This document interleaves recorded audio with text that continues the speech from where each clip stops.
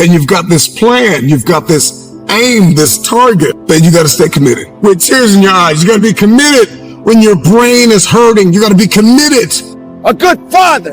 And sometimes I'm tired. I don't feel I have the strength. I don't feel that I'm good enough. But I realize that doesn't mean just because you don't think you're good enough doesn't mean you can't be good. To a homemaker, it probably means that she has a well-run household and a wonderful family.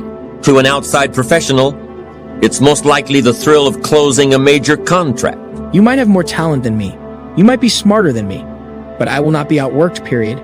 It's such a simple, basic concept. Is the guy who is willing to hustle the most is going to be the guy that just gets that loose ball. There's only one thing you cannot purchase. There's only one thing you cannot buy, and that's what real peace do. That's something you're going to have to do. You got to put more energy, and you got to put more effort in your stuff than anybody, so you're getting up at 4. When you haven't gotten sleep in a few days, you got to be committed. You got to plow through that depression, that heaviness, that weariness, and you got to cling to the joy of the thought of the future that if you finish this course, then there is a reward at the end of this pain. You may feel as though you are not able to breathe now. You may be inundated with responsibility, and it seems as though there is no way out of this. You have to be grateful for the ground that you've gained and guard the ground that you've gained. Celebrate the small wins. If we keep looking at the big picture, if we keep looking at the end game, if that's all we fix our eyes on, doesn't mean you can't be great. Doesn't mean you can't carry on. Every battle that you fight in your life doesn't mean you're going to always win that battle, because there are going to be many battles that you're going to have to fight. And every battle is not meant for you to win. Sometimes these battles are meant for you to learn. They're meant for you to grow. They're meant for you to understand that you can still keep moving as long as you believe. So yes, I get tired. You will get tired. Yes, you will question your abilities.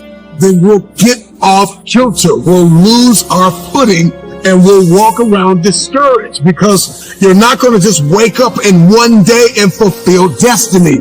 It's the process that's perfecting us. It's the ins and the outs and the nuances. It's the song and the dance between destiny and the journey and the process and the promise. And we've got to learn how to execute the day. Give us this day.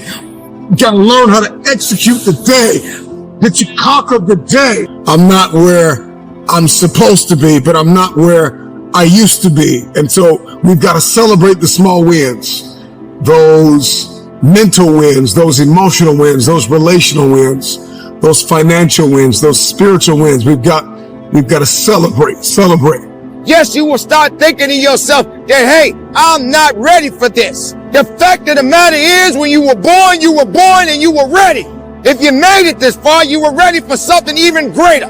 But when that weakness starts to show up, when your mind starts to play tricks on you and starts to lie to you and say you're not worthy, you have to understand that you got to take control of your thoughts and your mind and your process and your abilities.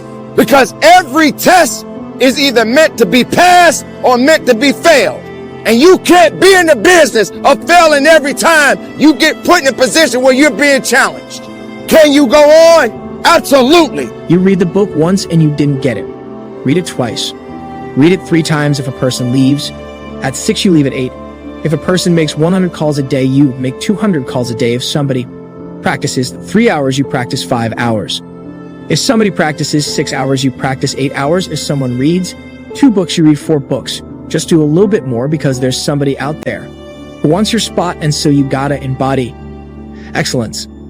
Or the pride in accepting a performance bonus, or being named the top producing salesperson. But the one thing you will hear from everyone who is successful is that they are happy with who they are and what they are doing. They are happy, content, satisfied. Success is a pleasure.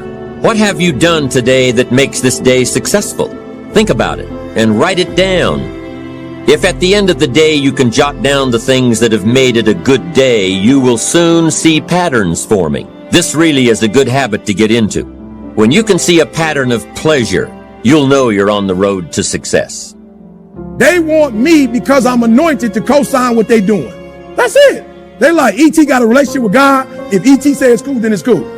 Are you hearing what I'm saying? I'd rather do elementary kids than grown men. Elementary kids, they've been broke, but they ain't broke yet. Grown people broke. It's easier to help somebody who is broken at a young age than a 50-year-old, a 40-year-old, a 30-year-old. You understand what I'm saying? So what I'm telling you to do, since you hate being told what to do, you're going to have to fix yourself since you don't like nobody else telling you what to do. There's something that is blocking your next level, and it's you. And you want to keep saying it's somebody else. There's one thing to be hungry. It's another thing when you're starving for greatness and starving for success. You start training like it's your life, not a game, like it's your life. Like this, the last opportunity, only opportunity, see a guy like me. I knew someone was better than me. There's more talented people than me, probably more talented than you, but you might outwork me for 30 days or 60 days or 90 days. But you ain't gonna beat me over a year. You can outwork me over 2 years. You're gonna work me over 3 years. I mag at you eventually. I'm a dripping damn faucet. I just keep coming at you. So take note of Mr. Franklin's 3 principles of success and ambition. Number 1, big achievements come one small advantage at a time, one step at a time, one day at a time. Number 2, you have the power to mold your life, to make it whatever you want, to shape it and reshape it. And number 3, success is measured through pleasure. This is the key one. Success is measured through pleasure. You've got to be happy along the way. You've got to learn to give yourself a pat on the back. Good job, you need to tell yourself. I'm proud of me today. You've got to be happy. You've got to learn to enjoy the process. These are really common sense ideas. They're practical. And William James agreed. He's another American great, one of the most notable philosophers and psychologists in our history. People like E.T., I want to do what you do. No, you don't. I'm my own boss. When I worked at Michigan State, I had to be to work at 9 o'clock. When I work for myself, I get up at 3. When I worked at Michigan State, I get to leave at 5. When you work for yourself, you don't have no time when you get off. You don't get off. You stop when the work is done. I work harder for myself than I did and you talking about you want to work for yourself. No, you don't. You can't show up for another man. I'm just being real. There are those of you who work for yourself. You don't even have a plan. You don't even have like a vacation package for yourself. You just get to get off whenever you want to. What kind of job is that? You can just take off when you want to? That ain't no real job. You ain't got no insurance. You ain't paying yourself. But when you had a job, you could get there for them when they wanted you to get there. Oh, you had to tell them when you was going to be sick when you want, but for yourself, you ain't got to do nothing. You might think I'm knocked out. I just keep coming. I'm too damn tough to give up. Most people have ass. Half their life, all the time, I knew they were going to get tired. They were going to flinch. They were going to get down. They quit. Improving themselves, they start sleeping. And they spend all their damn money. I'm not going to do that stuff. Let's save money. I'm going to get up early. I'm going to keep getting wide. I'm going to stay relentless. It is the process of the grind that shapes you and forms you. It's not the game, and that's why most of y'all get beat in the cave or make mistakes in the game.